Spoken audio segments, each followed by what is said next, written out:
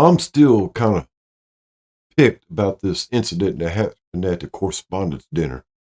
And of course, we know there's a lot of things that hasn't been really explained, like the fact that there was two videos released, one that was in black and white, and another one that was in color. And it's kind of odd that both videos showed some depiction of the events that happened. It showed them a little bit differently. I do have both videos recorded on my computer, so I do have that as a reference to go by. One of the focal points that people are missing out on, of course, this might be on purpose, is that the perpetrator, so-called perpetrator, is a video game creator.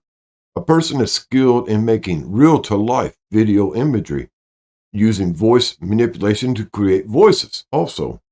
Very skilled in this, all right?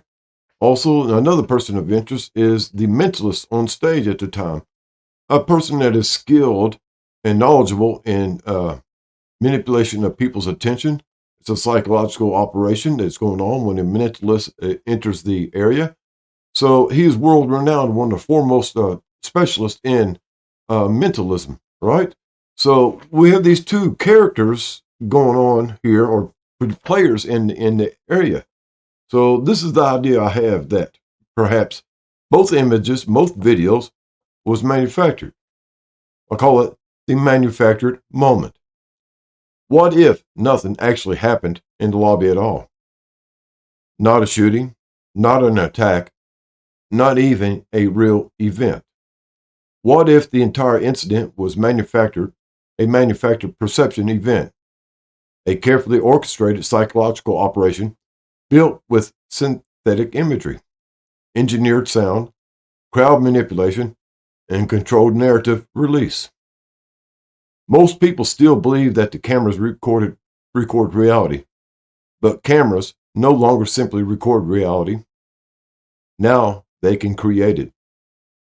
Artificial intelligence can generate faces that never existed, voices that can be cloned in seconds. Entire environments can be rendered in real time through game engines capable of creating near photorealistic worlds indistinguishable from surveillance footage. And that is where this theory begins. The first footage released after the incident was grainy, black and white, surveillance-style video from the lobby.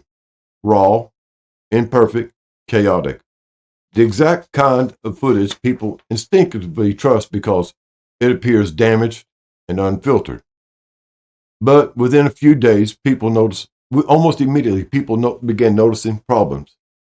Movements looked strange, timing felt unnatural, objects seemed inconsistent between clips, people appeared to react before events fully unfolded.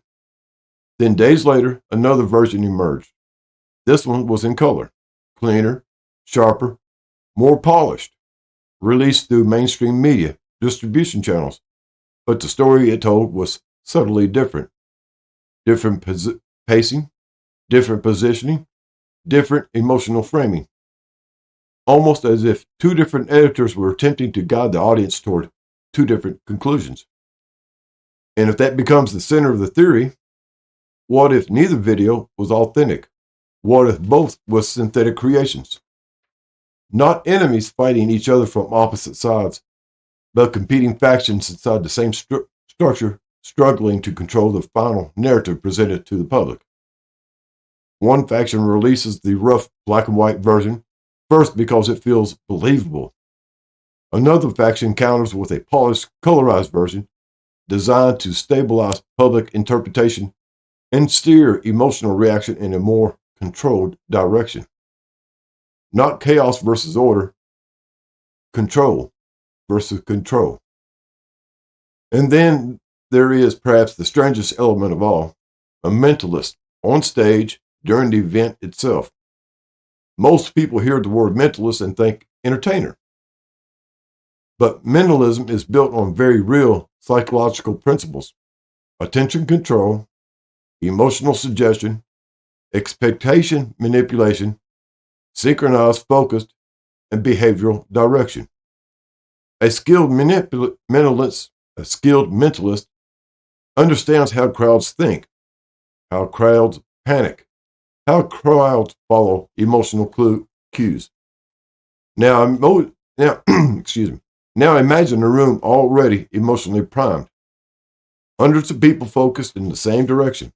Lights, noise, emotional stimulation.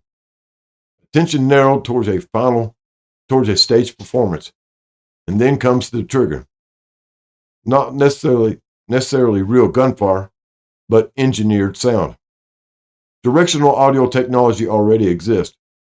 Acoustic devices are capable of projecting sound with extreme precision.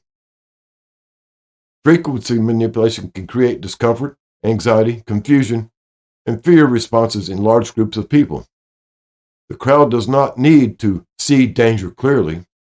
They only need to believe danger is present.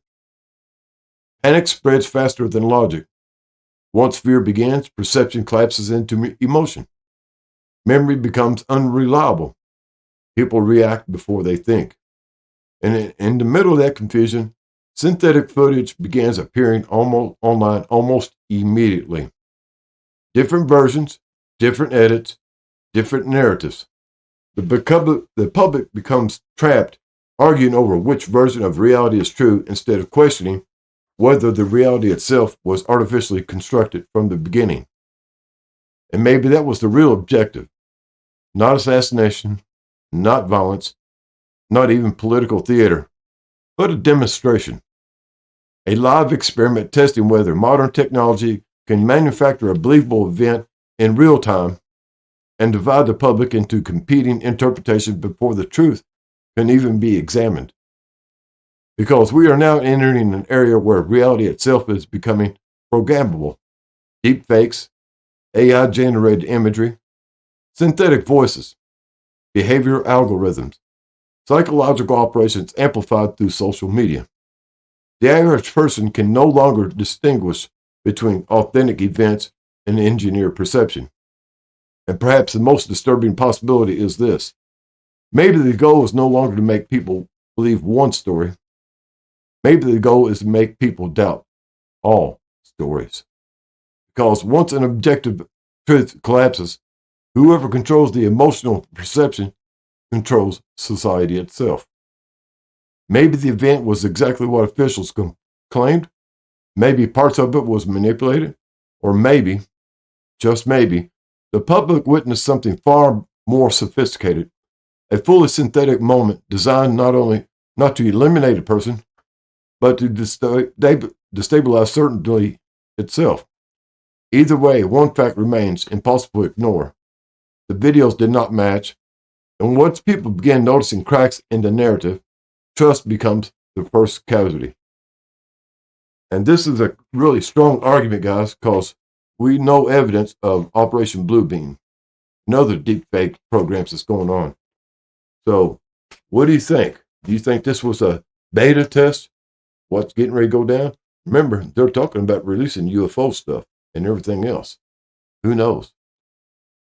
This could be a beta test for the deepfake that's coming. Y'all have a groovy day and be nice to somebody. It's always the best thing to do. Later, taters.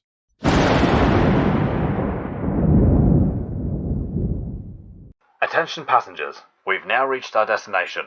We hope you enjoyed the flight and have a nice day.